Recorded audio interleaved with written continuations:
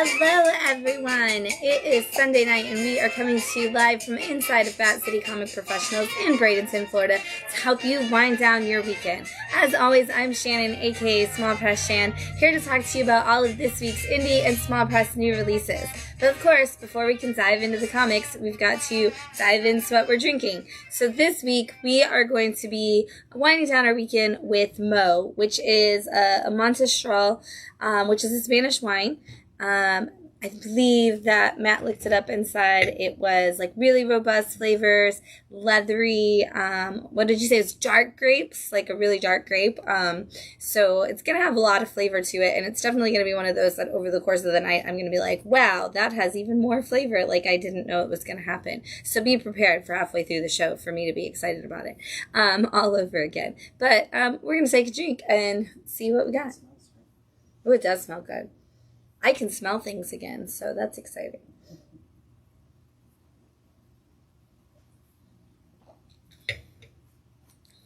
Oh, wow. That is not what I expected that to taste like. And yet, kind of almost exactly. Wow. That's a different aftertaste. That's like, I don't even know what that is. It's like a transformer. Yeah. Wow, it smells so smoky when you, like, pick it up to your nose. Right. Wild.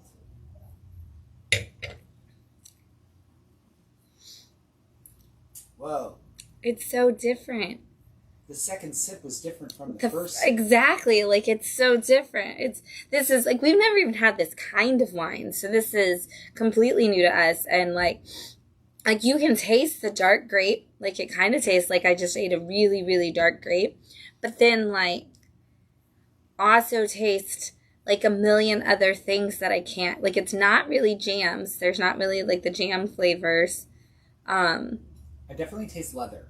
I was going to say, like, it almost tastes like if you, like, licked the back of one of those leather bracelets. Like, how I imagine that taste. But the first sip was sweet. Yeah.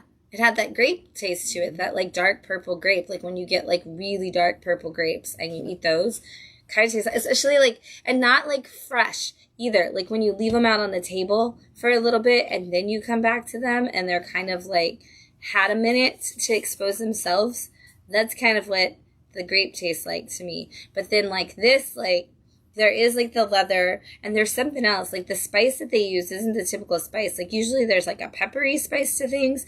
This is, like, it's almost closer to, like, a cumin-y spice than a peppery spice. Like, it's such a weird blend. Crazy bouquet, too. Right, really floral. Mm-hmm. Yeah. I'm like, it's so weird. I have no idea what this is, but it's not, it's like, it's good. It's definitely going to taste good with food too. Like this is one that like meats are going to go really well with it. And probably different kinds of cheeses, but this is. If we went to a party where we met other people who also shared red wines, I might bring this. As like something completely different for people to experience. Yeah, because it's so complex. Yeah. But it's really good. And I'd like to take it to a party like that and see, like, what everybody experiences in the taste palette, because it is such a different wine. Like, I'm almost like, I want to see, like, if I had just a party centered around this wine, if it would taste different to every person throughout the night. Like, if everybody would get something different every time they tasted it. Mo is a good name, because I'm like, it's like Mo flavors. Yeah. Like, there's a lot in here, but I'm definitely interested and curious to taste more of this. Like, this is produced and bottled by Bodegas Sierra Salinas in Spain. So this is actually like a Spanish import. And so I'm intrigued. I'm definitely a fan, and want to try more. And also now I'm curious enough to buy a second bottle and see if it has a different taste per bottle, because there's so many different like specific things that are making each hit of the flavor palette taste different, that I'm like, does it taste different if you get a completely different bottle?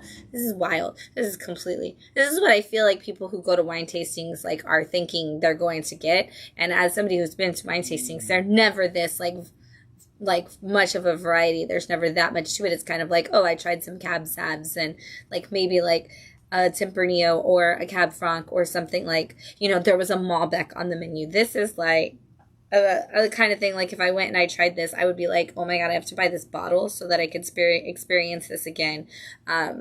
So yeah, we're gonna be drinking Mo for the rest of the night. It's one of the coolest wines we drank. Yeah. On this show, I think.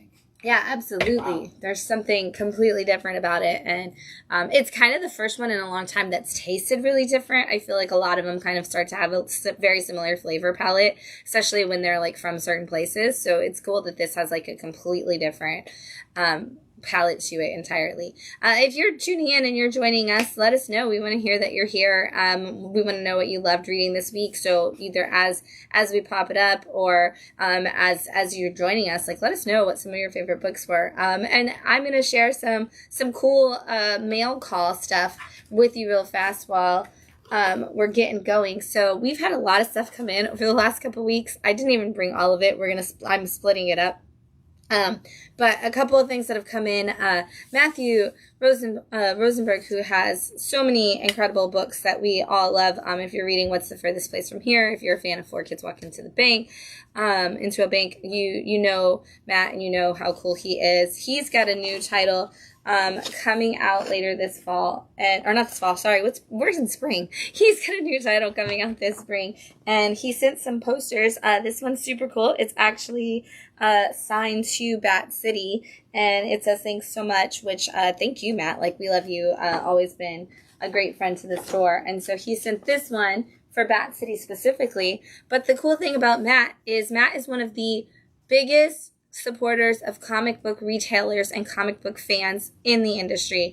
Matt is always trying to find new ways that he can help comic book stores. He shops at as many of them as he can every week. And he's always trying to find new ways to get the fans engaged. And so something really cool is not only did Matt send that to us, but he sent 4 signed posters for us to give away to customers in the store. So keep that in mind, because we are going to be obviously we're taking everyone down with us, and there's going to possibly be some cool prizes for those who subscribe to this title as it's coming out. And so not only do we have the poster signed by Matt, but we also have some, we're taking everyone down with us stickers, which are really cool because they're like the kind that like stick really nicely to computers. We also have an Ashcan Press sticker, which is his publishing, like, you know, the company he publishes all of his books under. So we've got a lot. We've got a lot of the stickers to give away. So you're going to want to add this book to your subscription.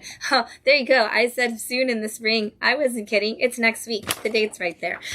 This comes out next week. So if you pick up this book next week, you might be winning a poster or a sticker.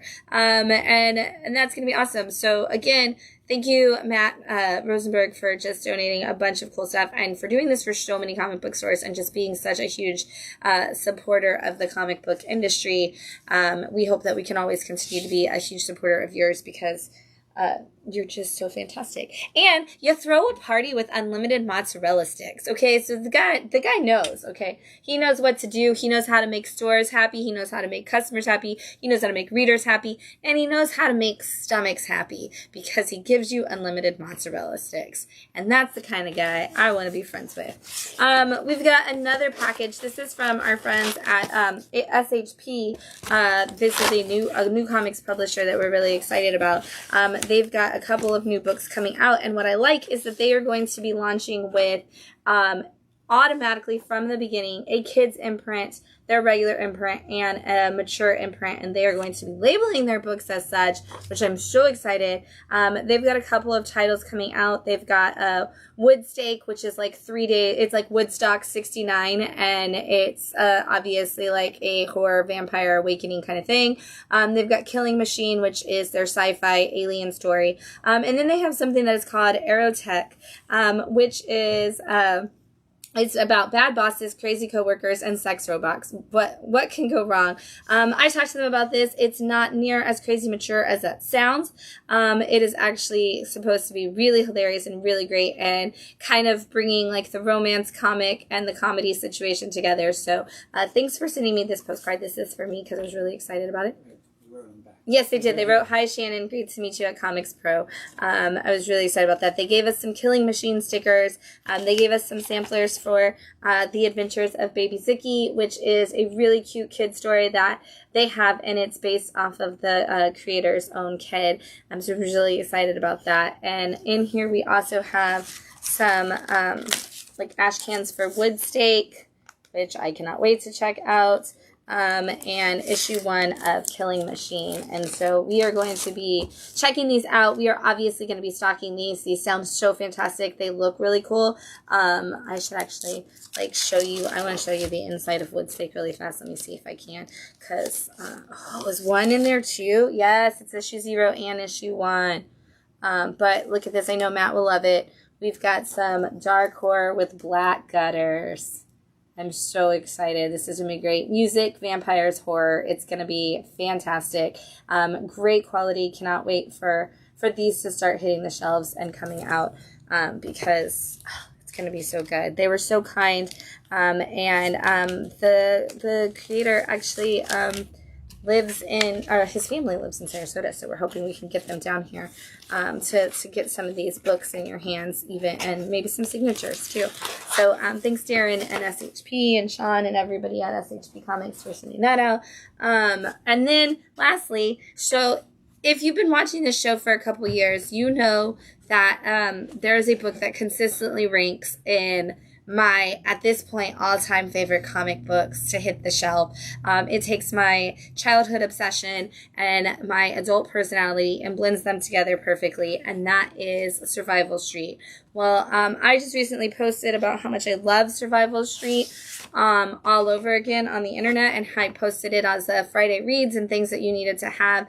And I'm so excited because James Asmus, who is the creator of Survival Street, sent us a whole bunch of goodies. So 1 is a signed copy of issue 2 of Survival Street. If you haven't read it, it is basically what if Sesame Street characters, like they cut all the funding to Sesame Street, something that would absolutely never happen. We definitely wouldn't get rid of public education and television. But if we did, the puppets who would then be considered false Americans in this world wanted to get back and save the world, and this is how they do it. But not only that, he also sent us book plates. So if you have already picked up Survival Street, or if you do pick up Survival Street from us, again, we have sold so many copies. So if you have bought one, please come in and let us know, because I'd love to give you one of these book plates. And if you haven't bought one yet, Volume 1 is already out. I believe Volume 2 is going to hit the stands based off of what is ever on this Juneteenth, or June 10th. So June 10th will be when the Volume 2 comes out. So, make sure you get it. James also sent these really cool birdie posters that are like the old Read campaign. But this is Birdie for America's Libraries, and James signed these as well. So we got 2, so one of these will be going up, and honestly, I think one of these will need to go to a library and support. So thank you, James, for that. Thank you for writing and creating such a masterpiece that is Survival Street. And again, Volume 1 is already out if you haven't read it yet. Please come in or go to your local comic shop and request Survival Street, because it is one of my favorite books of the last 2 years, and definitely 100% completely and totally relevant to our world today, and just a fun way to do it. All right, I'm going to take another drink of this amazing wine. I'm not going to lie, because while I have a voice back, you can see it's still working its way out. So I'm going to take another quick drink. That smell is so strong. Yeah, it like clears your sinuses when you breathe it in. They did say these are spicy. It's very spicy, but it's not, like I said, it's not peppery spicy like a lot of wines that give you that like big kick. Like I said, it's almost more on like that other side of the spice palette that still has like a little, like completely like a different flavor to it, but still gives it that spicy kick in its own way. Very robust. I don't want to accidentally knock it off, because I would hate for something bad to happen to this beautiful wine. All right, so This week, we just had a couple of things going on at Bat City. We just had a great time with Story Spelunkers this week with our kids club. We read a fantastic free comic book day version of the first part of Allergic from Scholastic. We made some great stories. We made some pets that could never make you allergic because they were made out of paper plates. And we had a ton of fun.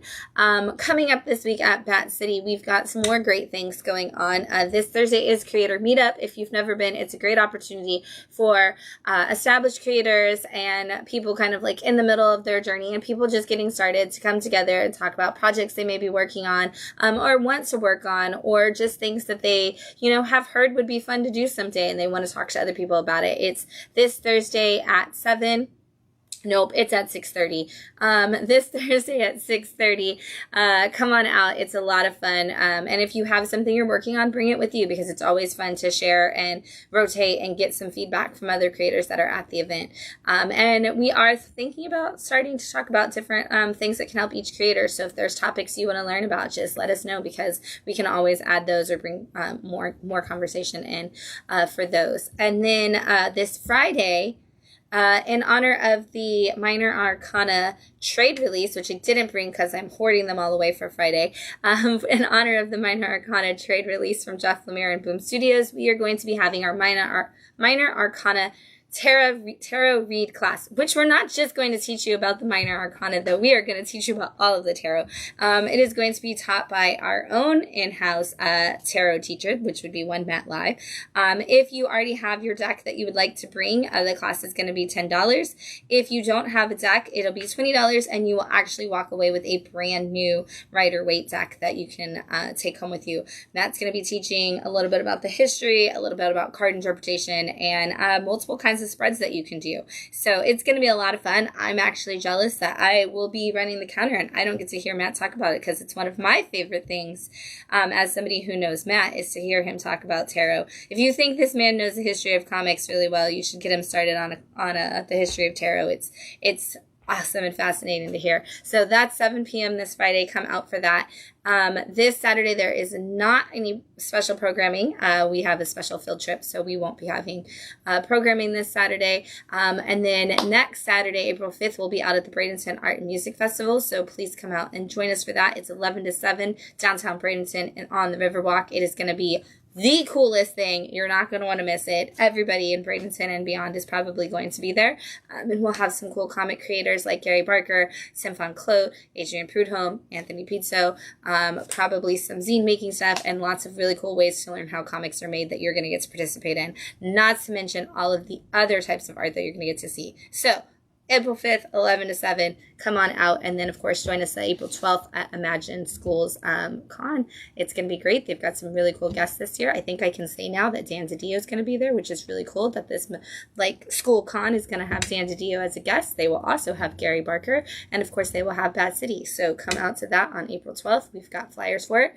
Don't forget the bookmark competition is still going on. So if you are a student from pre-K all the way to 12th grade, you can enter our bookmark competition. You can download a form off of our website, batcity.org, or you can ask your teacher or librarian to print one out for you, or you can stop by the store and we will print one out for you. That competition is still going on for at least another week, but we always expand it. So that'll keep going for a little bit longer. All right. You're here to talk about comic books, so let's talk about comic books. Up first, can you believe I get to say this? It's Saga issue 72 from Image Comics. There is actually a letter at the back of this from Brian K. Vaughan about how he knows that they take a little bit of time, but the whole reason that they had the first big gap in the first place was because they wanted to go and each have their respective families grow with kids, and so now, of course, they are taking a little bit of time here and there, but it is improving their story by them becoming more connected with kids. If you don't know Saga, well, we're 72 issues in, so grab a compendium and read those first 55.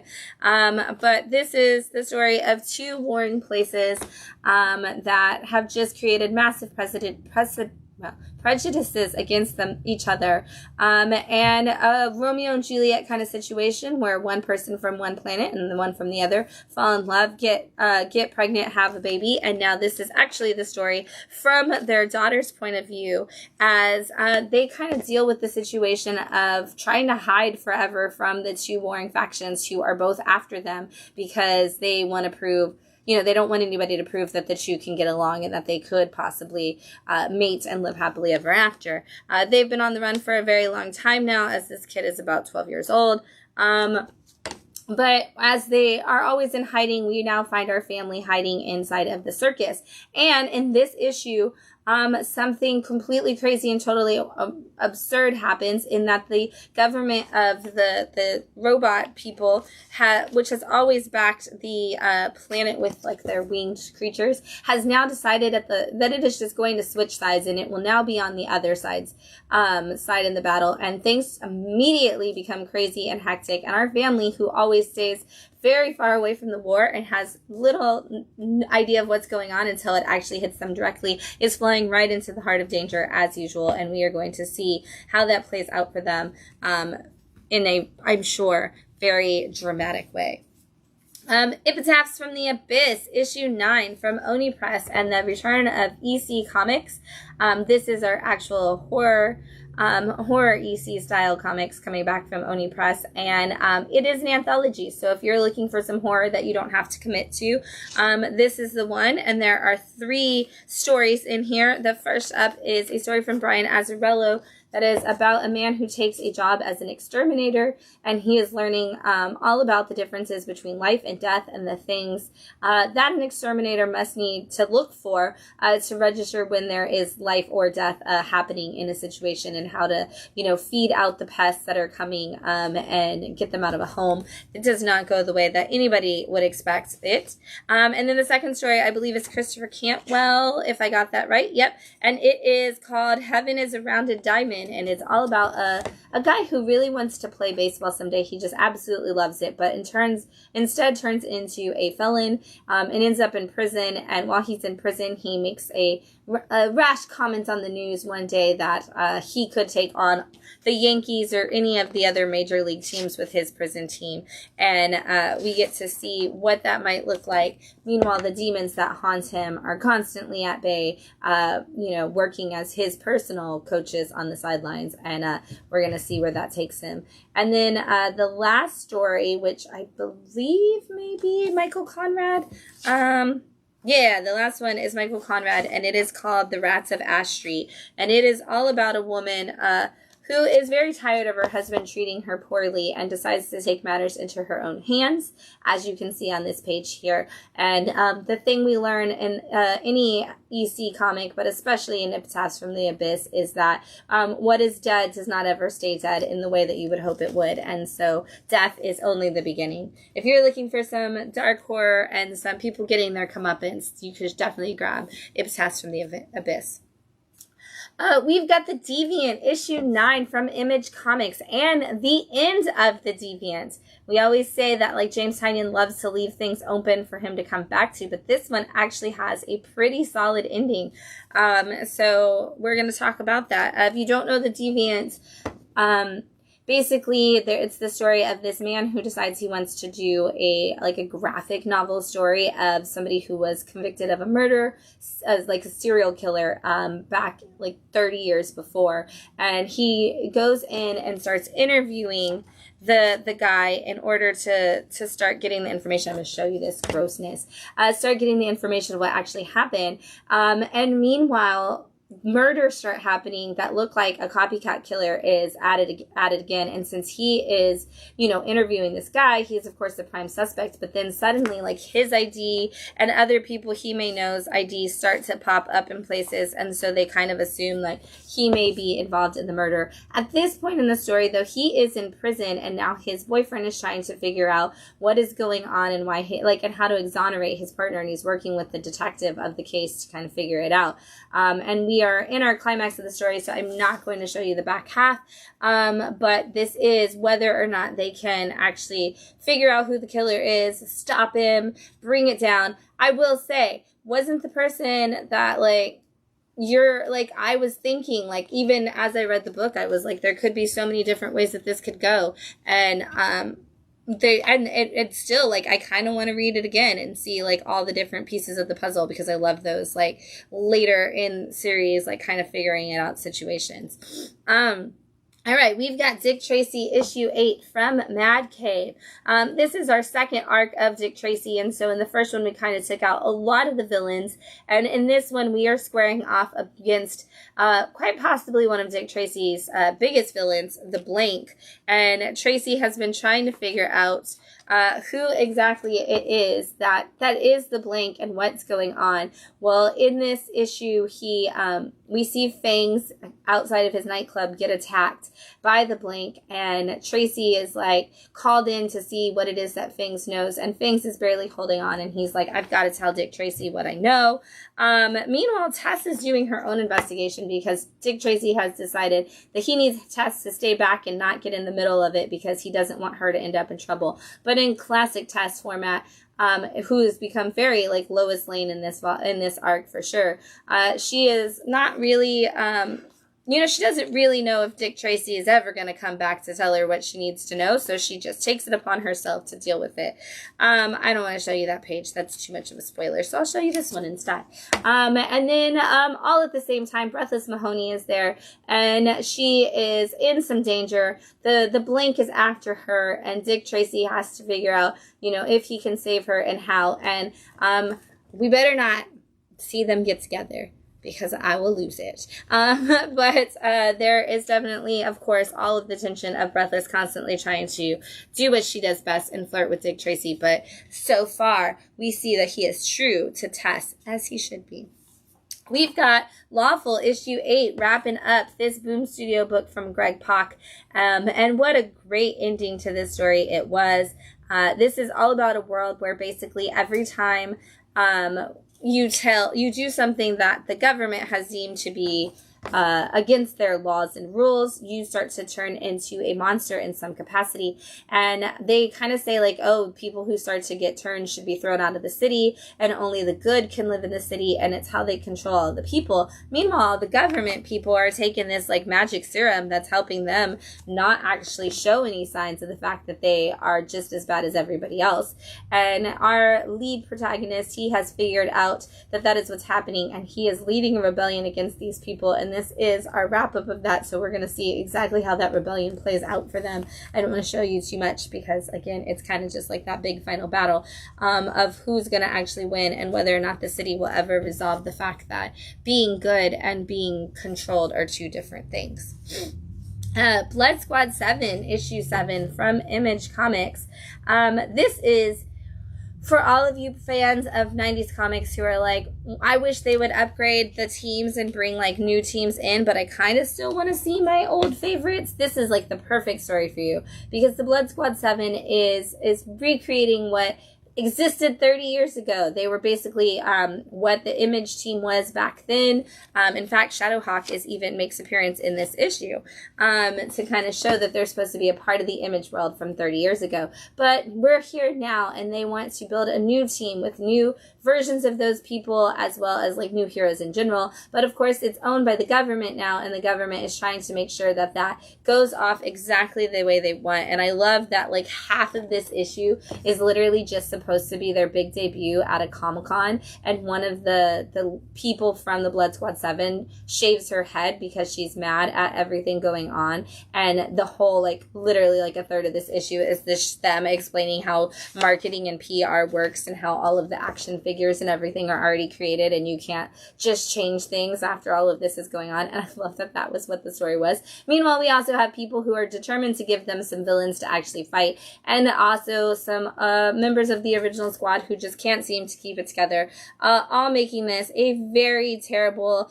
time to launch a superhero team, but they're gonna do it anyway. The Power Fantasy issue 7 from Image Comics. Speaking of terrible times for superheroes and fractured teams, this is definitely what you get in the Power Fantasy. In this story, we are following a group of people who are superpowered, who are not not a team. In fact, not much of what they do ever seems to go together. But they kind of do work together to control each other through like a checks and balance. You know, we've got somebody with a superpowers like a Superman. We've got like a Charles Xavier who can control minds. But for him, he's always like, it's my job to control ethics because I can see what the real meaning of what people want to do is. And therefore, he makes a lot of calls that we probably wouldn't necessarily agree with because he lives in this morally gray area. In this issue, we're kind of talking a little bit about what's happening in the now, but we go back to this past situation, and our Supergirl kind of person, is having to relive this time where she allowed a different alien type super being to come on and give the world as quintessential happiness, and how the superhero was, or the super person was like, I want to build heaven on earth and it's going to be great. And the thing is that when somebody says that, they have, you know, we all have different meanings and we have different ways. I love this. Casper Wingard knocked out of the park with the paneling on this page and the cool way he did everybody's reaction to this. But we just see that happiness isn't necessarily all it's cracked up to be. And when somebody is controlling that happiness, it really isn't. And as this story unfolds, we learn once again that superpowered people making the decisions for us isn't necessarily what we want.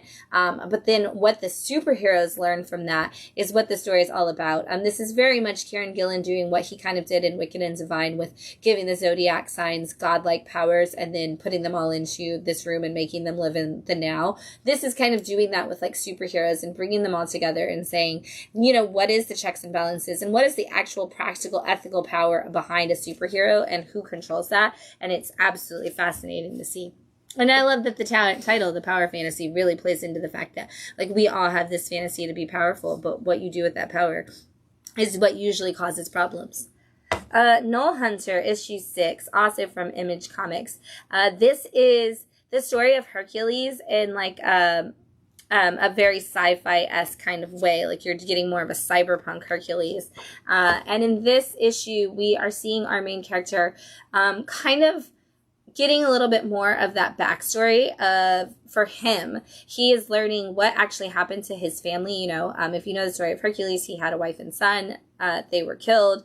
And this is him doing the 7 labors, feeling like he needs to be faithful to his family. But he learns in this that they've always told him that it was his sister that did it. And he is actually going to get the chance to confront the truth of that story and what might have actually happened in that journey. And we're going to see a lot about the wars that he's fought in and the situation that he's put himself in, and relying on Olympus to give him all of this power and this might, when it's like, you should know that you should never trust the Olympians. And he's kind of learning that even more so in this, which is, again, it's just a really cool action-packed cyberpunk kind of version of Hercules.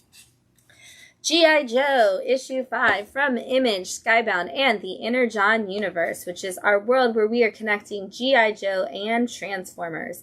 In this story, Joshua Williamson's kind of been running a big chunk of our like Energon universe, and he's overseeing the, you know, and writing a lot of the G.I. Joe titles.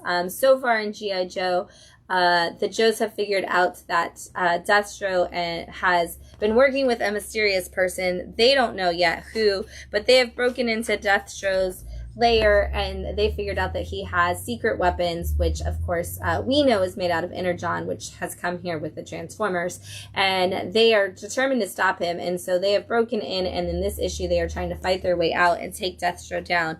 And while they're doing that, they're also trying to learn to work together, because he has built a completely different team.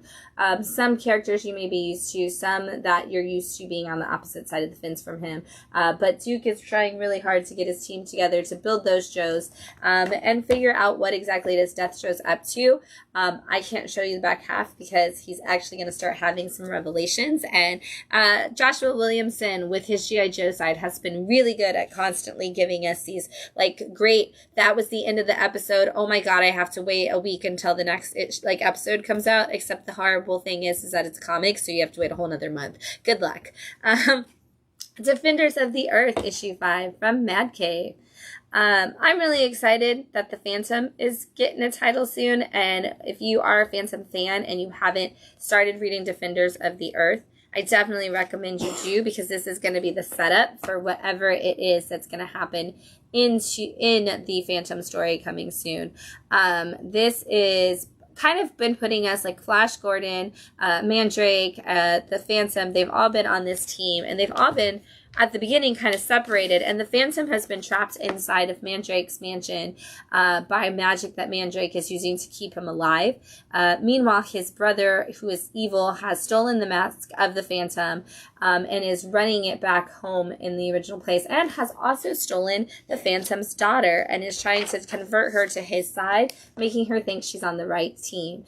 This issue is we finally get a confrontation of these two Phantoms and everything that's going on, and we get to see whether or not they are able to pull that all together, and where this is going to take our Defenders of the Earth in the future is still to be seen, because of course we're going to have this lead into the Phantom story, which you can get a free comic book day issue. And if you are here in the Bradenton area, April 12th, you could go to the Imagine School and get Dan DiDio to sign your Defenders of the Earth, because he is working on this book. So go support Imagine School. It's $10 to get into the con, and then meet Dan DiDio. I am going to take a drink because this wine is so good. Was that not a good drink this time? I was like, oh my gosh, Matt just made like this, like, oh, I took too much face, and I'm like... No, I took a tiny sip, and I was savoring it because it's divine. It's really good. Oh my gosh. Wow. It has mouthfeel. Mm-hmm. Heavy tannins. But not acidically. Yeah. Like you don't get the full like heartburn feel down your like chest when you drink it. But you do feel it a little bit, like as it's like savoring in your, if you hold it in your mouth a little bit. It might burn later. It might. I don't know. It's red wine. You never know. You never know, but it does taste good. All right. Teenage Mutant Ninja Turtles, Mutant Nation, issue 5 from IDW. This is your Raphael, Casey Jones, like each getting their own story, kind of anthology book. And we are going back because Raph's story at the beginning of this book has caught us up to Ninja Turtles. So this actually takes us back to before the events of Teenage Mutant Ninja Turtles Mutant Nation #1. And it's got Raph and Pepperoni on the run. Raph's got his bag of cash and his like size and everything on the floor in a diner behind him, and somebody steals it, and he's so grumpy and Raphael about it that he doesn't listen to Pepperoni, his cute little pet dinosaur. So we get Pepperoni on their own, going out after the bad guy in the cutest story of like a little dinosaur, very, Hawkeye pizza dog kind of situation going on. It's absolutely adorable. If you have somebody that's a fan of something like that issue of Hawkeye, or that's fans of It's Jeff, this little story of Pepperoni falls right into that adorableness level. And Jeff the Land Shark and Pepperoni crossover is all I'm asking for. I'm just saying, if IDW can give their Godzilla rights to Marvel to be in the Marvel books, then we could do a Pepperoni Jeff the Land Shark crossover. Just, if we all like adorableness and we all like comic books and we all just need it to happen. Look at how cute Pepperoni is. Oh my gosh. Why do we not make more indie comic plushies? I don't know why this doesn't happen. Where's the Pepperoni plushie? I'm just saying, I would snuggle it so much. Anyway, then you have like a regular story, in the back, which is Frogs versus Punks, and it's about a bunch of kids who are supposed to be running security or they're breaking into. Which one is it? They're supposed to be running security at an executive's like plant who makes really expensive cars and other stupid things, and they're supposed to not. The building's scheduled for demolition, so they're supposed to be protecting it. But some mutant frogs who are super cool punks come in to try to trash the building, and it ends up being a fight amongst the two, and a hilarious story of hijinks and missed opportunities comes up from there. This is really fun. This, honestly, The first 4 issues of this all like were stories that went together, and you kind of had to read 1 through 4. But you can just grab this issue 5, and just neither story connects to anything, so you can just read it and have some fun in the Ninja Turtles world. You said Dan DiDio is coming to Imagine School's con. Yes. We have some comments here wondering what Imagine School is. Yes. So Imagine School is a charter school here in the Manatee County area. There's a couple of them. This is the parish location that has the thing. Matt, will you get the flyer off of the counter and I can show people? But Imagine School is K through 8th grade, so kinder through 8th grade. And it is a great school with great opportunities. We actually have our 2024 Educator of the Year, because Bat City gives an award to a fantastic educator who is using comics and art to really inspire their students. The winner of that last year is Mr. Jason Wall, who is the social studies and comic pop culture studies teacher at the Imagine School. But this is the North Manatee location of Imagine School over in Parrish, and they are having a Comic-Con that we help them with every year. We're so excited. It's been so fantastic. Each time we do a comic workshop, so if you want to learn how to make comics, you can come, adults and kids. It's $10 for adults to get in. I don't think that kids have to pay anything. I don't know. Don't quote me on that. It just says $10 per person on here. So, but it's 10 to 4, April 12th. There's food trucks, there's artists, there's raffles, there's shopping. Like, we'll have a booth set up there. There's a costume contest. Like I said, Gary Barker will be there. The Ringling School is going to be teaching some workshops. Bat City is going to be teaching some workshops. It's going to be a lot of fun, and all of the workshops and stuff like that are free once you're in, and a great opportunity to meet creators. And it's in the school, like, gym and cafeteria. So there's actually a really, like, you're going to get to meet these people. So if you want to go out and meet Gary Barker or Dan DiDio, they're actually going to be, like, available for you to walk up to. You're not going to be in hour-long lines to meet them. So, check it out and support the school. The money all goes to the school. So the $10 entry fee goes to the school to help make sure the kids continue to have all of this kind of fun programming and get to go on, like, cool field trips and get to have the educational funding that they need for all of the programming that they do, which is a lot. So Imagine School North Manatee, because there is one and a couple other places. So make sure you go to the North Manatee location, April 12th. All right, we're going to keep talking about the comics. The Rocket Fellers, issue 4 from Image and Ghost Machine. I love this book. It's just so, like, heartwarming and yet, like, adventure-filled all at the same time.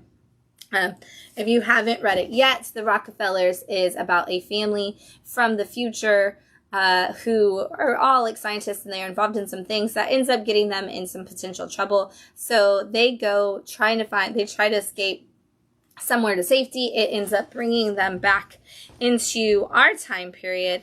And so now they're here in our world, and they're trying to kind of learn how to survive with the things that we have, like with their technology and stuff secretly hidden away. They're still kind of doing all of their normal things. But we got Grandpa, who is having all the ladies, like the widows in town, are just all over Grandpa, and they're all following him every day on their walks.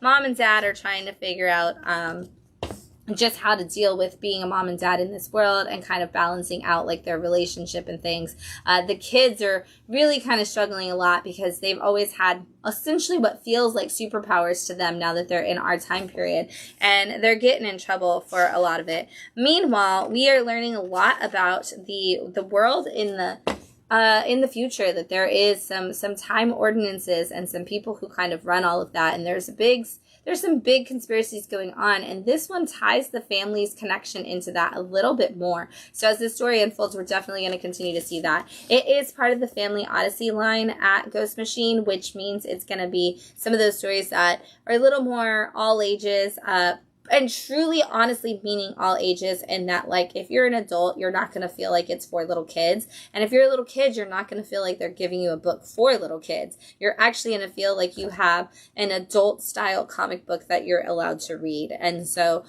these have been really good for that so far. And we do have a lot of, like, 12-year-olds that subscribe to it, and we have a lot of, like, 52-year-olds that subscribe to it, and everybody in between. So this is definitely truly all ages, and so check it out. It's Pete Tomasi and Francis Manapul. Like, if you're a DC fan and you love things like Super Sons and you aren't picking that book up, you need to correct that immediately. we've got Spectrum issue 4 from Mad Cave.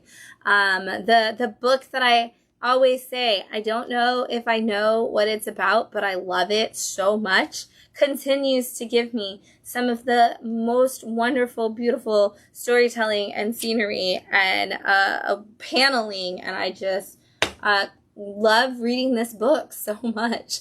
So it's all about a girl who somehow has found herself on this adventure through music. Her name is Melody, and there's a reason for that. And she's literally found essentially that she can travel the world through song and through time and space. And she seems to be trapped into this something that's going on, and we don't really know what that something really is yet, but it may bring about the end of the world. And in this last couple issues, she made friends with another girl whose father was a musician, and he left the family and kind of went missing when he went to go record his record back in the day. And she's kind of had like a love-hate relationship with music, and now she's trapped into this journey and super connected in so many ways. In this issue, it's really cool. They go into this essentially like a dream world, and they end up in this place where art, like in an art gallery that is lacking all color, and they kind of figure all this out. But at the same time, we're reading the letter that was written for the other girl's dad, and through it we're seeing like his journey and his musical experience and his journey towards trying to get home to his family and what that led him to. And what that led him to is what we're potentially leading ourselves towards. It's so, like, again, it's just such a beautiful book. And so many like twists and turns, and it feels like you're reading an album. You're going on a journey, and they talk about that in this because the dad gets handed like the music he's supposed to play, and on one he's like, there's no music here, and on one of the pages it's like, sit in silence and listen to what you hear, and it's like, that's what you're supposed to be playing as music. And I love that, because it's like everything is a part of the musical experience of our lives and our journey, and how it impacts that and creates something in this story continues to just be absolutely beautiful. It kind of, I think we've said it a couple times, but it definitely kind of feels like, oh my gosh, what was I going to say? That writes the crazy off the wall books that I can't think of their name now. Grant Morrison. It definitely feels like a Grant Morrison story a lot of the time, where you're just like, whoa, that was a lot, and I need to take 2 steps back and read it again, then probably take 3 more steps back and read all of that again, and then now I get it. Okay, this is where we're going. Mad Cave continues. We've got 2 more number 4s from Mad Cave. First up is Synap, and this is the story of a world where we've basically created like essentially kind of like mech suits, and I guess actually mech suits, and we're using them. They came from somewhere, and we've been using them, and each one has each year like a new driver is chosen, or each like decade or so a new driver is chosen, and it's not because the previous driver dies or that something has happened to them. It's kind of like you have to be a child, and once you age out of it, you're just removed, and you kind of lose the power to access that secret world that controls this technology. And so we're half seeing the story of the new boy who is running and training and trying to learn how to be the driver of this, and we're also seeing the story of 2 former drivers who are on a mission to save this young girl who seems to have the power but isn't actually one of the drivers, and they're learning that there's more going on with this world than they ever thought possible. And while they're not supposed to be able to connect anymore, they're seeing themselves connecting in really weird ways to the technology, and none of this has come all together yet, and so I'm really curious to see what's going to happen when it does. And then we also have Dark Empty Void number 4 from Mad Cave, and this issue was so emotional. This is a story of a person who, like a black hole, essentially these scientists like open up a black hole in a lab, and out walks this woman, and they realize that they have no idea how to talk to her about what's going on and kind of put her in the right headspace to help them. And it seems like the more she's upset, the like more unstable the black hole becomes. So they end up, the guy in charge, the lead scientist, ends up calling his soon-to-be ex-wife, who is a psychologist, and is like, hey, I need your help. I need you to come talk to some random, possibly alien, possibly a version from the future. We don't really know what they are, and figure it out. And so over the last couple of books, they've been trying to take this woman that's walked out back to the other side of the black hole and kind of figure out what it is. And creatures have attacked them. All kinds of weird, crazy stuff has happened inside of this black hole. And in this issue, our psychologist thinks that she's on her own. She thinks that everybody has died, and she's floating in this black hole, and she's having her own existential conversation with herself, realizing everything she wanted from her life. Also, can we just talk about Chris Sheehan's black hole drawings? Oh my god. We thought she thought she was alone, and as she's having these realizations, she realizes she's not, and there's somebody else there, and just the connections that she builds like in this dark, empty void are just, again, this issue is so emotionally beautiful, and Zach Kaplan's writing for it is so wonderfully done, and Chris's art is just the perfect mirror for it.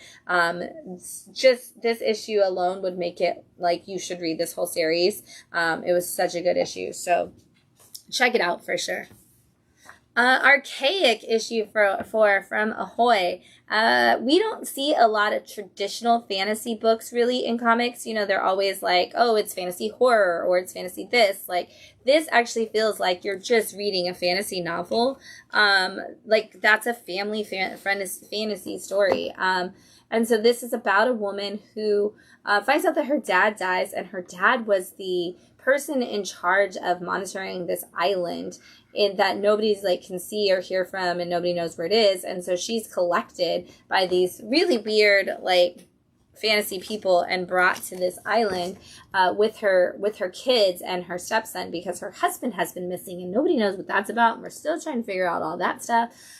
Meanwhile, like, on this island, like, the island protects her and her blood relatives. So the stepson's like, what does that mean for me, and what's going on this island? And now she's been called in to talk to this god of death who's trapped on the island, and she's like, the stepson is really worried about what that's going to lead to. In this issue, we actually learn kind of how her father and her lineage got tied to this island, and what are the ways that the goddess got tied to this island, and the way those are all going to come together and carry over into the story.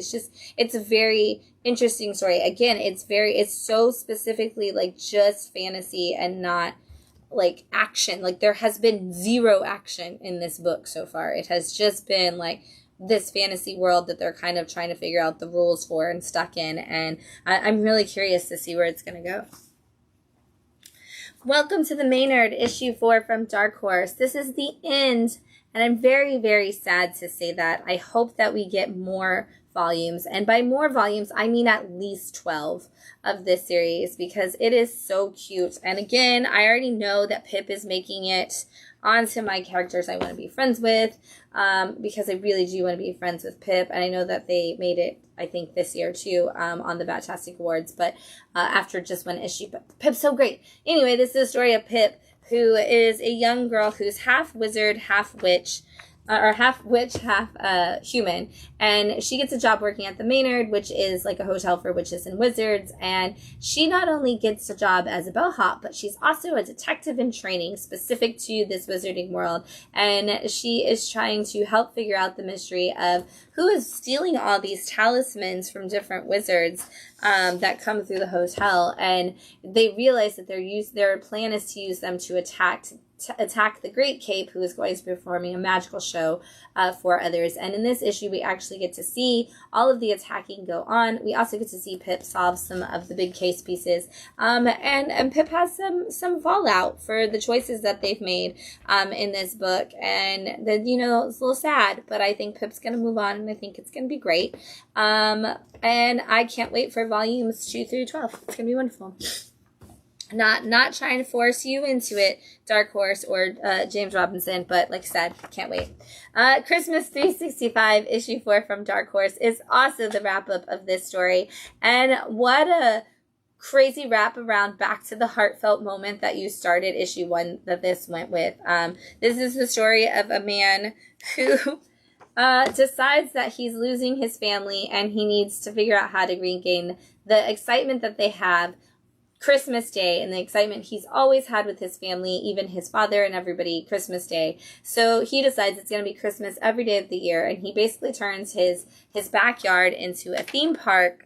And every holiday, they restructure it to be Christmas, like St. Patrick's Day, and Christmas Easter, and Christmas Cinco de Mayo, and like whatever holiday is actually in that month, they celebrate it. Well, the neighbor gets jealous of all the money he thinks that he's making, so the neighbor tries to hijack the whole concept and makes his own thing.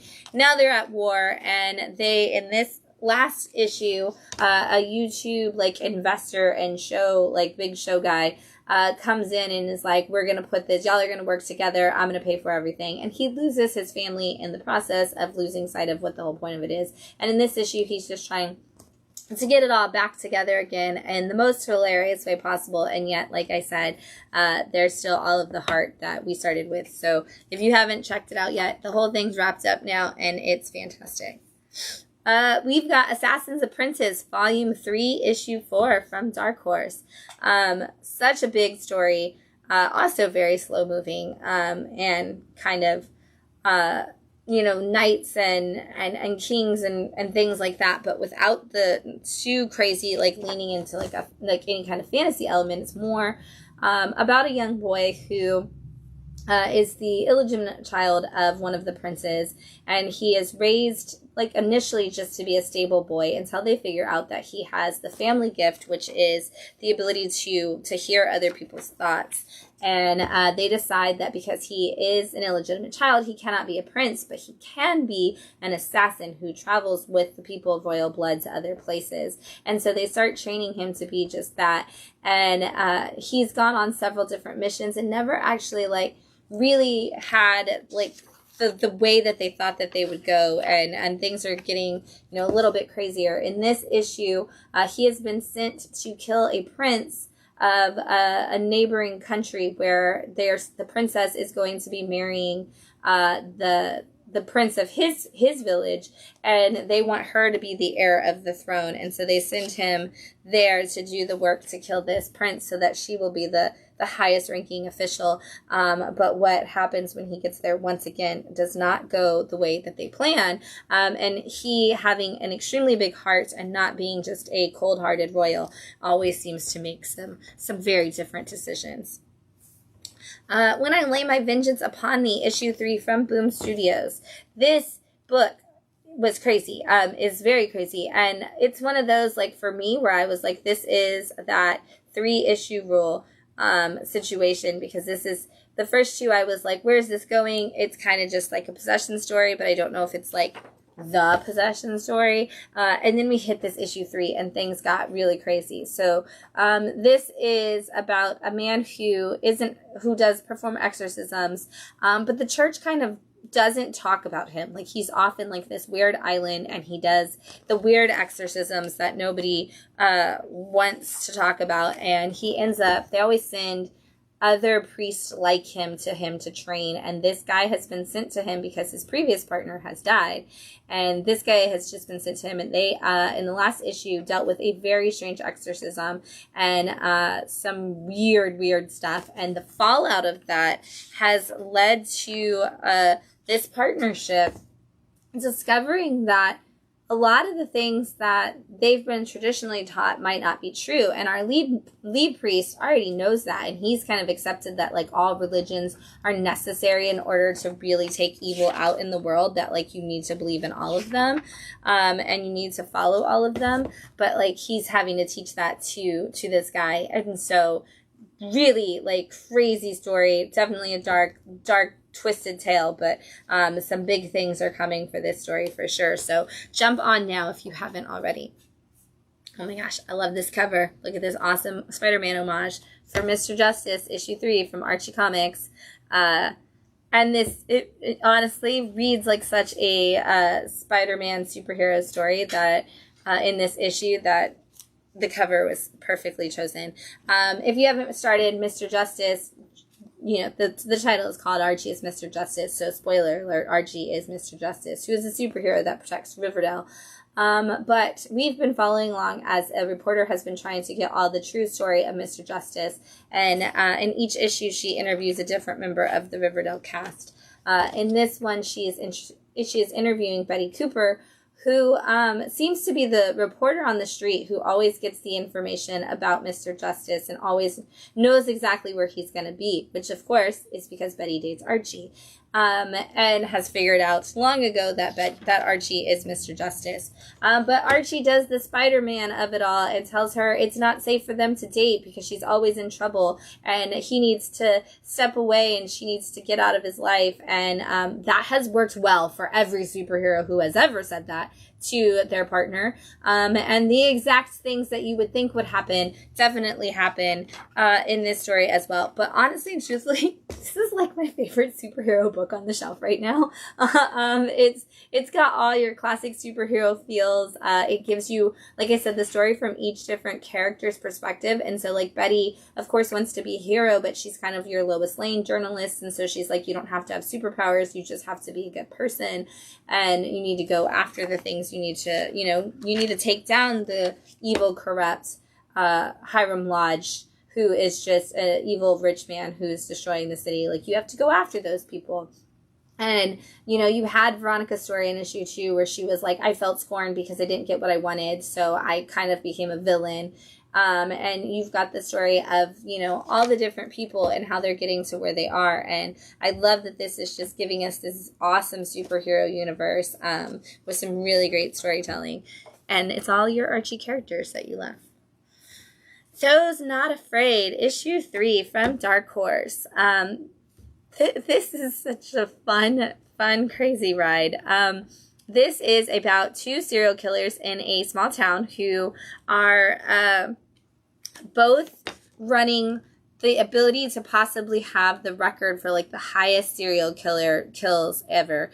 And they are like neck and neck and they keep killing like back and forth. And so one of them ends up going up to the other one, finding out who he is and saying like, hey, let's do this together, but like not together. Let's have a friendly competition. Like, let's see who makes it to the highest number before we get caught. And they kind of just like start actually becoming friends a little bit in real life, like in a really weird way.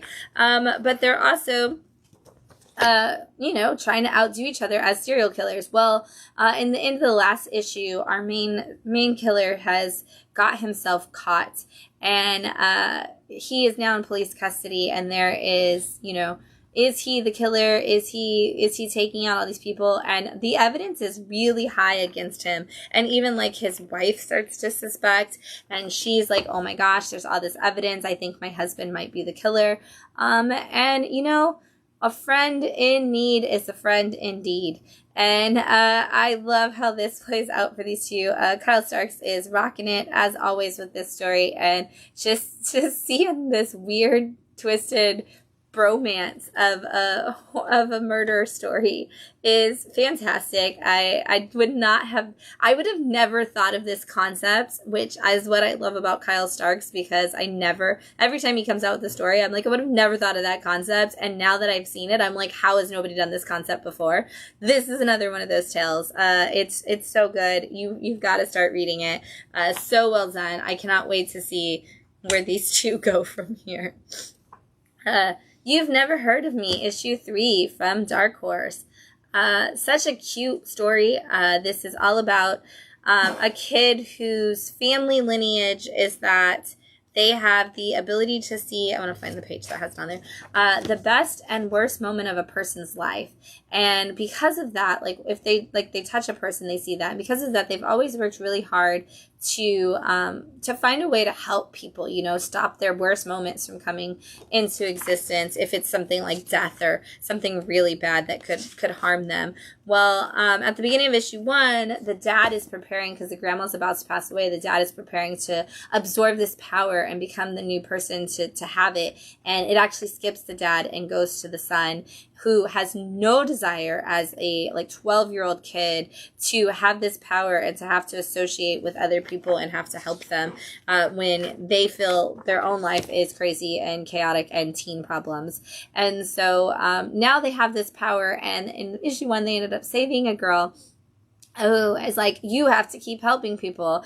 And they meet a kid who when they run into them, they realize that they might die, and so they're really, like, soon, and so they're trying really hard to figure out what it is that is going to be the cause of death for this kid so that maybe they can stop it from happening. But no matter what they do to befriend them and all the crazy things they do to try to keep them from experiencing any of life, short of putting them in a bubble, they seem to struggle. And for the first time in this issue, the kid really starts to see the value of it, because he has a moment with his older sister who's like his mom, and he is like, oh my gosh, maybe I do want to use my powers to help people, because all I want is for my sister to be happy, and kind of realizes that, like, the things inside of him that he's been holding on to also impact other people. And so it's going to be really beautiful. It's Yolanda Zanfordino, who has done so many books that I love, always very heartfelt stories, always 5-part series, and I know I'm going to cry at the end, in like happiness. It's going to be beautiful. The Serpent in the Garden, issue 3 from Dark Horse. This is part of your Hellboy universe, and they're doing a really cool story in this one, because this is kind of taking Morgan Le Fay, and like the Green Knight and all of those kinds of stories, and just twisting it up a little bit to add it into the Hellboy universe. And so this is about Morgana acting like she wants to take over the throne of England, and she calls forth a character, like, from her fighting Dex, who has been passed away, and brings him back to life as this monster to fight this battle. And it kind of felt like this whole time like she's just trying to go after power. But in this issue, we learn some more of the sentimentalness, not only from her side, but also from this beast side that's trying to fight this battle. And it's actually kind of a beautiful story in the end. I love these little Hellboy mini one-shots. Like, I've never even read the entire Hellboy universe. My entire world of Hellboy is all of these secondary characters and their little mini stories, and I absolutely love the world that is built by them. And if you don't know anything about Hellboy, what's cool is you can always read these and just get a fun story that doesn't really necessarily have anything to do with it. They might, like, mention Hellboy in passing, but that's usually all there is. Bug Wars issue 2 from Image Comics. This is a big epic adventure filled with the tiniest little characters from Jason Aaron. This is all about a boy who his family moves back into the house that his dad used to live in, like his mom, dad, and older brother used to live in, where the dad was found to have to be unalived. Something happened to the dad, and because of it, like, the family had moved away. Well, now they're back, and this kid, like his dad, loves bugs and has started his own collection of bugs, and is just always trying to take care of them. And the older brother hates bugs for very, very strong reasons. And the kids end up fighting on the first day that they're stuck there by themselves because the mom is at work. The kids end up fighting, and the younger brother runs down into the basement where the dad's office used to be, and ends up finding himself suddenly Honey, I Shrunk the Kid, tiny in the backyard, and in the middle of some giant wars between these bugs who have been in battles against each other their whole lives, and now he has been captured by them and thrown into the pits, like the gladiator pits, essentially. And it's the last night because a treaty has just been signed by all of the bugs and insects, because they have a mutual foe now, which is the older brother, because he's been cutting down the grass and killing all of the bugs. And so they are going to go to war against the brother. And this is their last night to have their crazy bug, like, Thunderdome. And unfortunately for this kid, he has been thrown into there and has to figure out the power that comes from who he is, and if he's going to survive. And we're going to find out if it's cool. Meanwhile, I really want to be one of these spider witch, like, girls, the web witches, and she's so cool. Her powers are awesome, and her outfit is wicked, and I like the idea that, like, all spiders are witches. I'm really into that. That sounds dope, and way to go, Jason Aaron. And now also talking about all the bugs, I'm, like, itchy. We've got the Loose End issue 2 from Titan Comics and the Hard Case imprint. So this is going to be a great, fun crime story for all of you who are needing one. This is the story of a guy who is invited by a really terrible friend who's like his best friend, but is also just a really terrible friend, to go on a bachelor party for this rich movie executive, because the friend is an actor. And he's like, me and a bunch of the actor guys are going to go on this bachelor party in Mexico. And before I actually turn the page, he gets there and he's dressed in like going on tropical vacation clothes. And they're like, oh, did you not read the email? We're doing a Blink-182 thing. And that's all you needed to know about those people, like, immediately, like, when you're, like, that was the perfect introduction to who they were. But now they're on this flight, and they're going to Mexico, and the thing is that this guy was picked up by a bunch of, gang member type, crime lords, mafia people, who are like, hey, don't come, we're giving you the means to kill this movie executive because we hate him and he's a terrible person and he owes us a ton of money. If you don't do it, don't come back to America because we'll kill you if you don't kill him. And so now he's stuck here on this trip that he doesn't want to be on, with the idea that he has to kill this guy. And meanwhile, they're all terrible people. And they're like, let's do drugs and drink too much and get involved in a bunch of stuff that is awful. And so now he's in the middle of a bunch of things he doesn't want to be in. There's crime, there's murder, there's all kinds of things going wrong. And if he doesn't take care of it, he might die. So we're going to see how this is going to play out. It does not look like it's going well for him, but it's quite fun for those of us at home reading along. Silverhawks issue 2 from Dynamite. If you are enjoying all of the cartoon adaptations coming out from Dynamite, they are definitely adding a ton more to their lineup, and this is one of them. Silverhawks is another cartoon from the 80s time period, and in the first issue, we learned that Monstar, who's like the ultimate bad guy, has escaped from prison and is coming after them. Only problem is that the Silverhawks are all old people now, and they need to figure out a new team of people. And so now, obviously, we're going to be doing just that. And this kind of follows both sides. It follows them opening up the first, teaching the first person, like, hey, you're a Silverhawk and you're going to be a part of this team. And it also introduced us to somebody who will probably be at least our second, possibly second, third people to join the Silverhawks, because we meet a guitar playing musician who is not very good. I guess I should show you a page of him on it while I'm talking about it. He is not very good at playing music, but he used to be an officer in the military back when they had one. And so he knows who Monstar is. And when Monstar is announced to be free, he is like, I have to do something about this. And the casino members don't like that any more than they like his playing. And so he's got to deal with some very aggressive, angry casino owners, some backstabbing, some very angry patrons, and, also a giant, massive killer on the loose. While we need to assemble the team so that we can figure out who the Silverhawks are going to be and train them before it is too late. Speaking of all of our cartoons, Hanna-Barbera's The Herculoids has come out with issue 2, also from Dynamite in their cartoon universe. And this is the story of a family of people and animals and alien-type beings who live on an island that is known for the fact that it has all of the most perfect resources, everything you could possibly need. And this alien race has come to try to steal all of the resources from this planet. And they are digging and trying to mine all of the resources. Meanwhile, the Herculoids' job is to, in fact, stop that from happening. So they are going to war with these people. And it's so fun because they have just a big adventure. And for them, it's like not even a hard battle. So it's just always fun for them.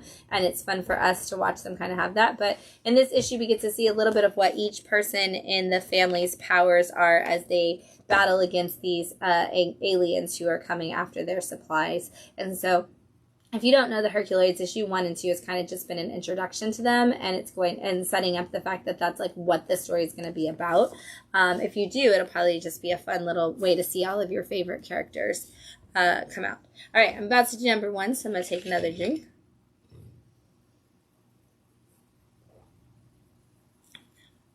This wine has never tasted the same twice. No.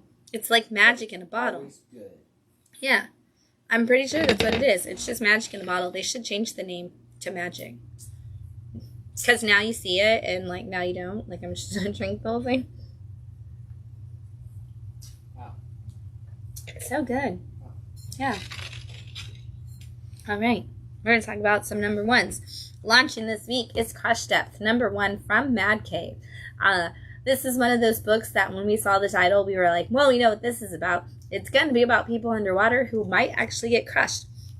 Turns out, we were half right. There's more to the story, as there always is. But this does follow a group of people who do live on, like, this massive submarine type ship, and they have been underwater for a really long time because the Earth is destroyed. There's not really anything up there. And we are following along as our main character wakes up on her birthday, and we kind of get to see a little bit about each of the characters. She is our science officer. She's the one who knows everything, and also probably the one that hasn't been on land in the longest. It's her birthday. They make her a cheesecake. Good for them. And she's just like, I want to eat this cheesecake. I'm so excited. Like, you can't get cheesecake underwater. That's like, we had to waste so many supplies for this. Y'all are the best. But they don't get to do that because they receive a beacon that says somebody has found land and that there's another ship and they need to find these people. And so they're like, okay, let's take a little subcraft out there and let's go figure out, like, what this other ship is doing. And when they get there, it's like, this ship has been here for forever. Like, this message that we just got that sounded so new is definitely not. And what is going on? And we got to see all this, like, creepy stuff start to come unraveling. So what started out kind of feeling like this was just going to be the story of something like, you know, their ship, like, kind of getting stuck at the bottom of the water is actually going to have so much more to it. And I don't want to spoil too much on issue 1, so you got to read it. But you definitely are going to want to, because it's going to be kind of like a horrific sci-fi underwater adventure. And it's going to be great. Adventure Man Family Tree, issue 1 from Image Comics. This is the newest arc of the Adventure Man world. And it's always just a fun adventure. This kind of takes us back in time through the Adventure Man stories. So basically, the Adventure Man world, we know all these stories about this pulp hero and all of the team that he was with and all the things he created. And we seem to feel like, and I guess at this point I can tell you, like, these stories are all kind of, they're all real in connection in their own way to the world now. And we are with a team of women who are kind of the adventure men of the now. They're this special society that's working to protect all this stuff. So they are reading these Adventure Man texts, trying to find some more information about things. And they learn this story. In this particular story that they're reading kind of gives us some more information about marriage and betrayal and things that happen, but it also opens up our current adventure that you're going to see as these people kind of open up a new world that they didn't expect to have to fight into. Always a good time. This series has been done. I don't want to show you too much because it is so far into the series, but it's just beautiful to look at. I just want to find one of those incredibly amazing pages. It's the Dodson team of Terry and Rachel Dodson, who are just fantastic artist, colorist, and then Matt Fraction on writing, and this team has always been that way. If you haven't read it yet, oh my gosh, I love this character design. If you haven't read it yet, this is a great way to get into it. But also there's like trade paperbacks. There's an issue 1 from the very beginning of an Image First, so you can read the very first beginning piece for $1 and see if you like it. But you definitely want to just come in and order the entirety of Adventure Man. If you like pulp comics, it's really great. I actually had somebody come in and ask me if there was anything that felt like pulp comics coming out right now and that looked enough like them to have the feel to match the storytelling. And I got Adventure Man Volume 1 for them, and they are like, oh my God, I want everything Adventure Man that ever happens. That was exactly what I've been missing in my pulp meets now times comics. So check it out. The Last Boy, issue 1 from Boom Studios. So If you read Alice Ever and Never After, this is from the same mind of Dan Panosian, and it's going to give you the same feel and vibes, where we're going to get this new retelling of it. And so this starts out with Wendy reading a story to a bunch of kids, and us finding out that Wendy very much wants to be a writer, and she wants to have that experience, but her mom, of course, thinks she needs to take care of her dad and maybe get married off and have her own family. And Wendy's like, okay, well, I'll talk to you about all of that when I sell my book. And until then, like, I don't want anything to do with it. And so we see how, like, independent Wendy is and how much she does not agree with the things of the time. Meanwhile, as that's going on, we pass into we go into the world of Peter Pan, into Neverland, and we see that he hears that Hook and team have a bunch of the pelts that were raised by, or like that were gathered by the natives to Neverland, and he's like, this is my job. I have to protect Princess Tiger Lily, who is actually now the chief, and I have to stop Hook from robbing these people. And it turns out that the world is changing very quickly in Neverland, and Peter is kind of the last one to realize it. And so the stuff that is happening, he hasn't really moved on to, and that comes into some very big changes to our classic story very quickly. You're going to gasp several times throughout this book as you realize that things are definitely going to be very, very different for Peter. And how Peter and Wendy's stories are going to come together in this, I'm very curious about, because Dan Panosian really changed the Alice in Wonderland story in a fantastic way that blended perfectly with the actual story of Alice in Wonderland, as well as like some of the historical facts of it. And I feel like we're going to see a lot of that in Last Boy 2, and it is going to be so good. So if you like Peter Pan, definitely read it. Thundercats Lost, issue 1 from Dynamite. This is expanding on our Thundercats universe. These are all different characters, none of which are actually in our Thundercats story proper right now. But this is about a group of Thundercats who actually come to Third Earth way before Lion-O and the team that is there now. And so this is a group who has fled Thundara, or has been sent from Thundara to build a new space and kind of live in this world. And when they get there, there's this massive war that they get drawn into, and they're trying to figure out like who their leader is going to be, as everybody's kind of getting attacked and things are changing, and they really need to work quickly to figure it out. And it's going to give us some little connecting pieces to what's happening in our Thundercats world right now, but also give us maybe some new characters, or at least some that we haven't seen before in this world.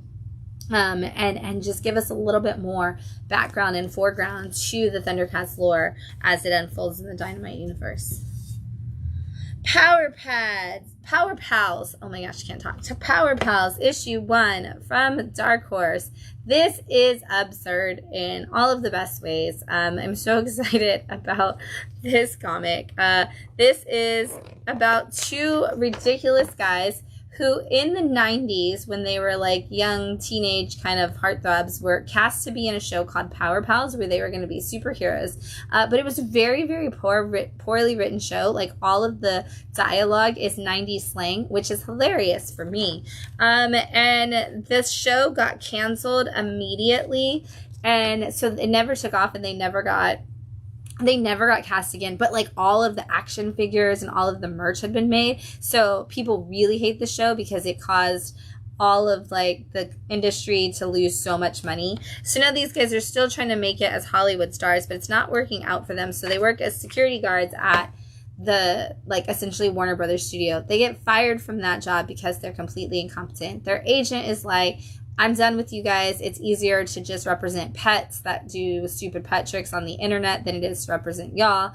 Like, you need to figure out something else. So they go to Man's Chinese Theater, and they start working in their costumes from their old show to take pictures with people. Except the thing is that nobody knows who they are, because the show never, like, it barely aired before it was canceled.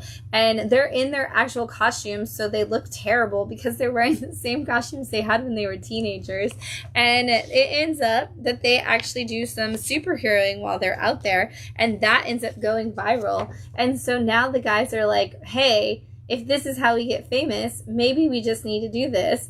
And hijinks are going to ensue as these very dumb dudes, lovable losers in all the best way, are just, some of them doing the right thing for the wrong reason, some for the right reason, but it might be the wrong thing. We're going to figure it out, and we're going to laugh a lot along the way. We've got the return of Mouse Guard with the Dawn of the Black Axe, and this is issue 1, also from Boom Studios and Archaea. It is smaller in height, in case you can't tell, than a regular comic, but is a lot wider, like close, not quite magazine size. It's its own special size. It's like a kid's picture book, like softbound picture book, paperback picture book size. But it's beautiful. If you've never read Mouse Guard, it's all about a mouse who works as a guard in the royal like army and things. And in this story, he has a man who shows up, a mouse man, who is like, my entire family was killed. They were attacked by the serpents that have been attacking us, and I took everything that I had, all of my grief is everything I have left, and I put it into making this axe, and it's now too heavy for me to wield because grief is the heaviest thing that one can ever carry, and I just want to give it to somebody in your guard who can take it and wield it for me and use it to get vengeance for my family, but also to save our village. And we're all getting attacked. We can't spare our guards to go out and do this. And of course our little mouse guard is like, I will go, and secretly volunteers himself to do it. And now he is on a mission to stop the serpents with the black axe. And it's just so much heart and beautiful art and such a wonderful story. And you should 100% read it. And good for all ages, for sure. Little kids might get scared of the big giant snakes, let's be honest. But older kids might love it. And then we've got Dreamweaver, issue 1, and this is from Image and the Syzygy imprint, which is Ashley Wood's imprint, and this is from Ashley Wood. And this is a giant size special, as Dreamweaver has come to the point where he realizes he is an old man, and doesn't have Dreamweaver is the character that has been around, and I guess it's Chris Rael's character, not Ashley Wood. Ashley Wood does the other side of the story. Gosh, I just want to smell it. Chris Rael and Ashley Wood own Syzygy together, which is brought from their 2 big books that they had, that they kind of usually put in these anthologies together. But Dreamweaver is Chris Rael's side, and he was a superhero who basically was a cop who ended up having this special power and this like force that talked to him, and he's been working for a long time to kind of stop bad guys, specifically this woman, Miss Sybil, who is like a dark sorceress essentially. But now he realizes that he is an old man and he needs to move on, and so he wants to pass his power on to somebody, and he does this research with his interface that controls all of his magic, and it picks somebody for him. But in the process of doing that, he actually ends up passing it to a woman in her 20s, and she's not sure what she thinks, and she definitely doesn't trust an old white man who's wandering around lurking, passing powers off to people. So she's like, I'll figure it out on my own. And we kind of get the story of her trying to figure out what this power is, and what this mysterious force that leads her to, like, the voice that talks to her that provides all this power, like, where is that coming from? Which is something that's been with Dreamweaver forever, and we actually learned the origin for it in this issue as well.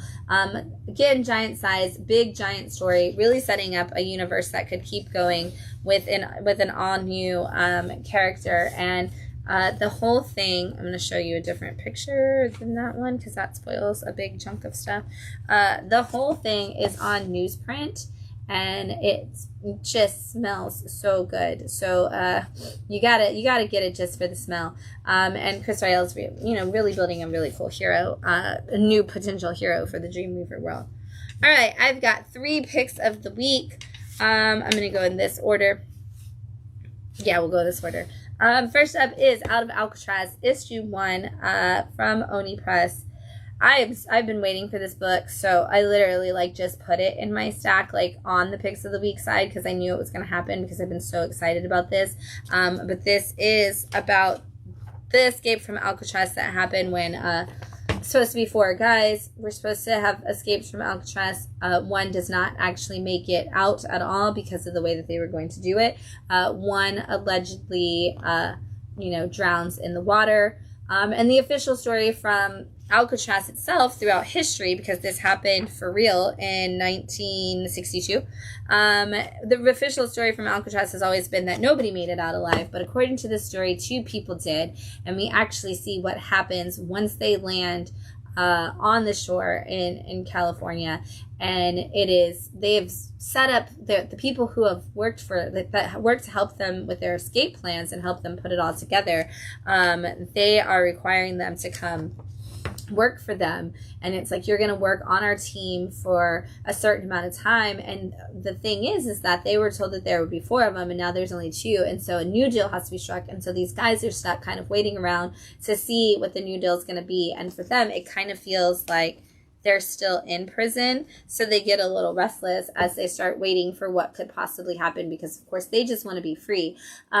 Meanwhile, like, we're seeing this woman who is kind of their handler, has something that's keeping her connected to all these people. We still don't know who the person that's pulling all the strings is. The police are trying to figure out if the guy stuck in prison actually knows what happened and whether or not there's more to it. And so if you like the movie Escape from Alcatraz, this is going to give you like a completely different news story. And this is also, if you've ever heard the real story, it's going to be really cool to see. And if you've never done any of that, it doesn't matter, because it's an all new story for all new characters. And so you can jump in and see if some people in the 1960s had actually made it off of the inescapable island, what would happen. And I definitely think that the end of this issue will draw you in for a whole series for sure. Sacrificers, issue 15 from Image Comics and Giant Generator. Rick Remender continues to make this story change in so many different ways, and yet always seems to have the most pointed things to say. And in this story, basically the world has been about these gods that require that each person each family in all of their world has to offer somebody as a sacrifice, to the point where like families have started raising their sacrificial kids separately. We find out that the guy who is supposed to be in charge of taking the sacrifices and preparing them for the gods has actually been like stealing sacrifices for himself and like taking some of this power from the gods. And the person that discovers that is the daughter of the sun and the moon. And so now she has been on the run from him and is trying to hide. Well, now the sun god has finally realized that his daughter is in danger and is going after these people, and has come to his like chief engineer essentially. And when he realizes that she has been destroyed, or at least that's what they tell him, he loses it. And the thing is that the sun is our most nourishing factor of our world, but it's also the most dangerous factor of our world. And when the sun god loses it, the whole world might burn. And it is awesome because Rick Remender does the whole issue about the sun god and about how the people in power are there to help. They're there to help, and yet they're still taking and taking and taking, and how they're supposed to be there for us, but really they're just taking for themselves.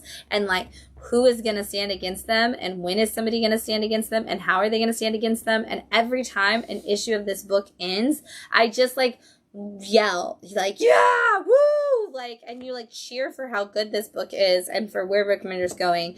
And it's one of those books where I'm I can't wait to see how it all ends, but swear, do not speed it up. Keep it going. The pacing is perfect right now, and the story is building in the best possible way. So please don't rush to the end. But also if you want to secretly tell me, but don't tell me at all, because I would be sad that you spoiled it for me. But I really just want to know.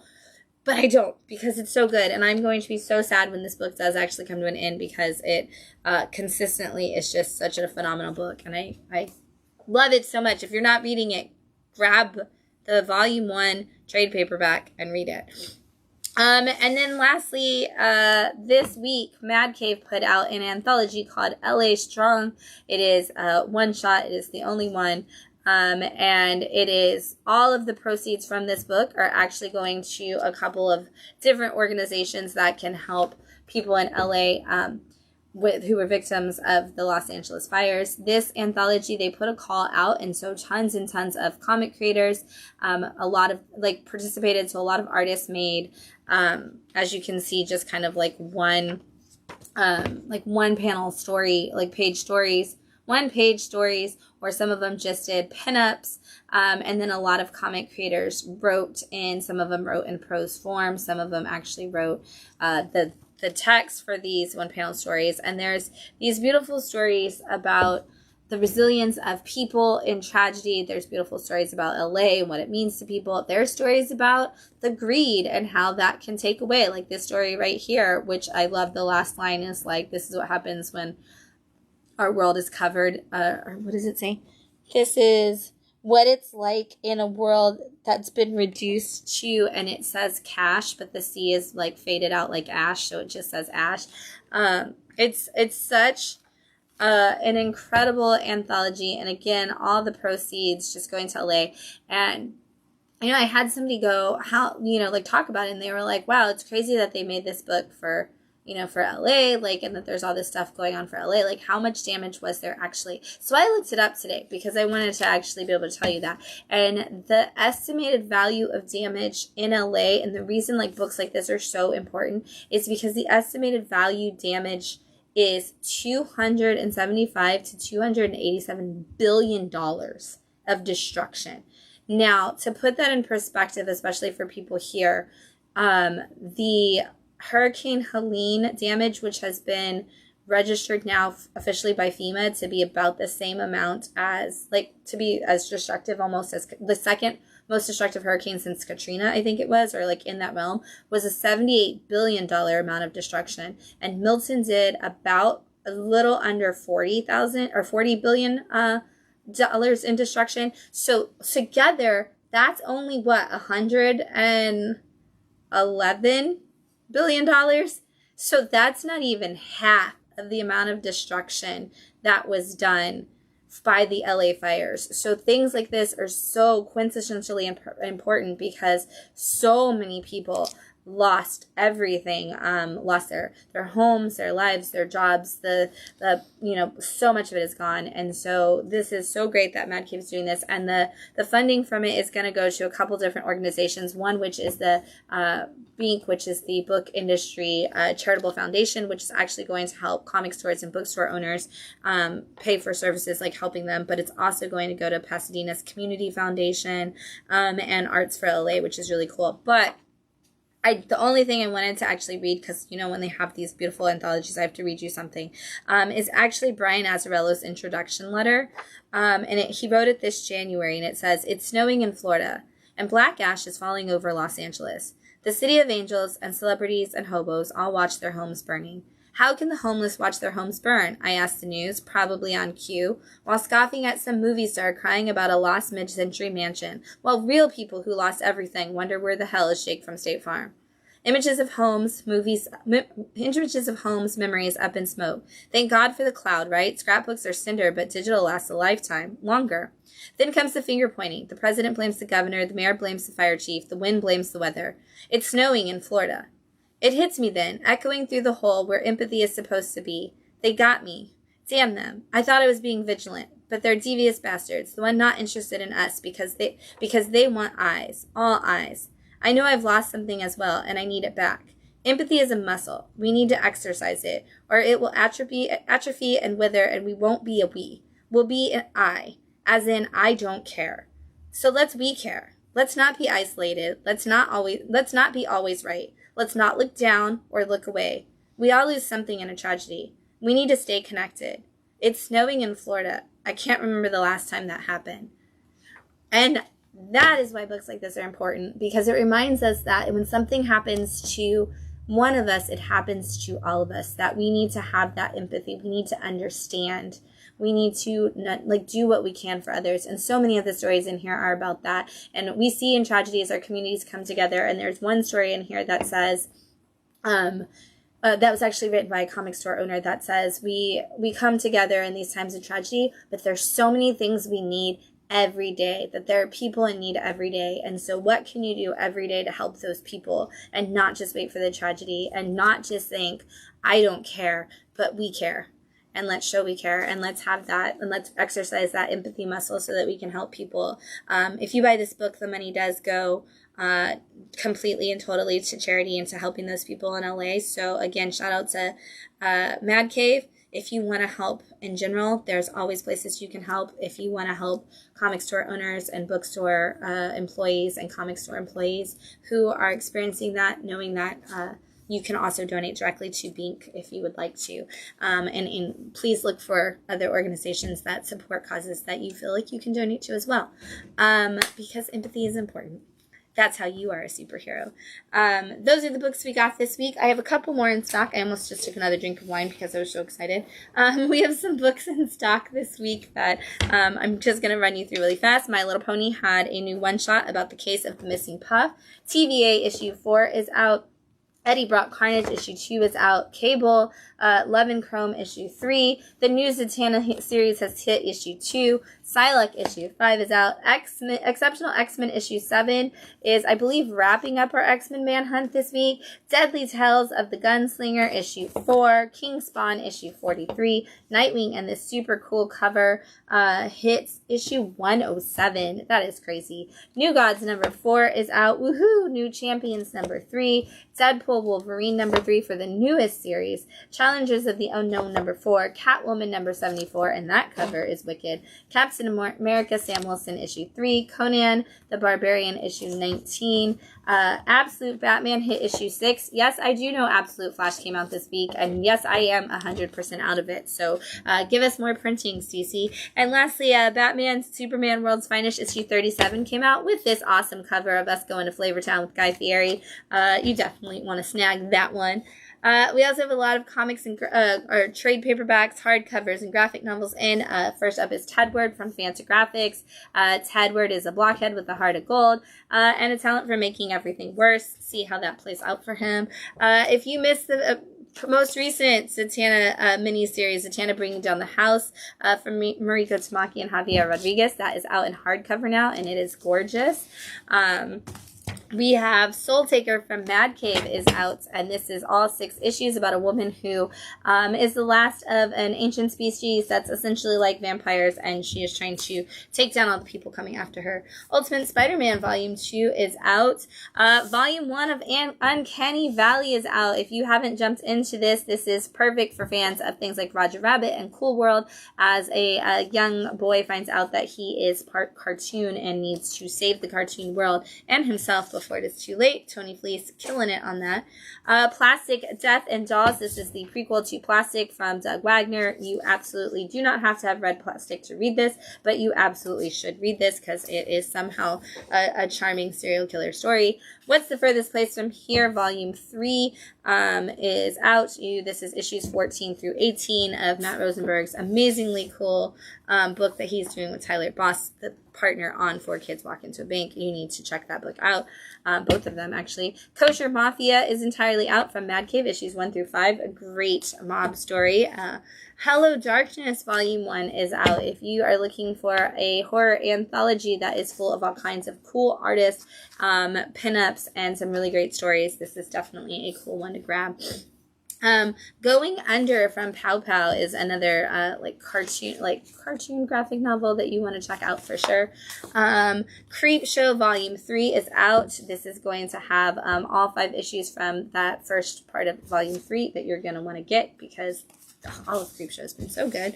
The Confessional, a new graphic novel from Silver Sprocket. This is New Orleans in 1922. Of course, it's got a vampire world to it, and a speakeasy. All things I expect from 1922 in New Orleans. And then Akugan, Brutalizer of the Gods. Find out how all the gods are being taken down by this one man. And this is all 3 issues from Oni Press, this miniseries. Again, that's what we got for you. There's all kinds of cool stuff going on. Don't miss the Minor Arcana Tarot class this Friday with Matt. It starts at 7 p.m. It's going to be a lot of fun. It's $10 if you have your own deck, $20 if you don't, and you will get a deck when you come for the class. And then creator meetup on Thursday at 6:30. It's going to be a blast. Bring something you're working on and get some feedback, or just come and hang out. Either way, it's always a good time. We want to thank everybody for hanging out. It is a huge week of comics coming up this week, so get prepared to be here early on Wednesday, because lots of books are going to be coming out that you're going to want to get. And we'll see you there for that new comic book day. And if not, either way, hope you have a great week with a lot of happy reading, everyone. We'll see you here next Sunday. Bye.